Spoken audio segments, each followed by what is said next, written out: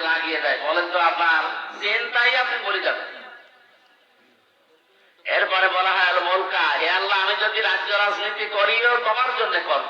এই তিনটা কথা বলার পরে আল্লাহ যে বিদায় তাওয়াফে বলে দাঁড়ান আর একটা কথা বল, শারীকা লাকা লাব্বাইক, হে আল্লাহ আমি কিন্তু মুশরিক না, তাহলে জীবন পবিত্র করার জন্য শিরিক মুক্ত জীবন দরকার।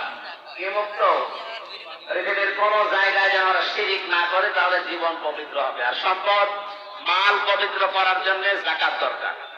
আমরা যাকাত অবশ্যই দেব, যাদের যতটুকু সামর্থ্য আছে যাকাত হিসাব করে করে দেবে। 8টা জায়গায় যাকাত দেওয়ার কথা কোরআনে আছে। অবশ্যই তোমাদের রবের নামে উচ্চারণ করে যারা নামাজ আদায় করবে, এই 2টা গুণ যাদের ভেতরে আছে তাদেরকে আল্লাহ সফলতা ঘোষণা দিয়েছে।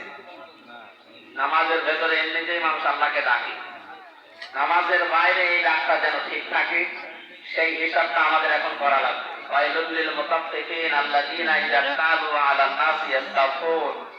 আল্লাহ তাআলা বলেন ধ্বংস হয়ে যাক ওই মানুষগুলো যারা ওজনে কম বেশি করে। আমরা এটা মনে করি শুধু দোকানদাররা মরে যাক এই আয়াত ওদের জন্য না। এই পৃথিবীতে যারা নেওয়ার সময় বেশি আমরা নেই, দেওয়ার সময়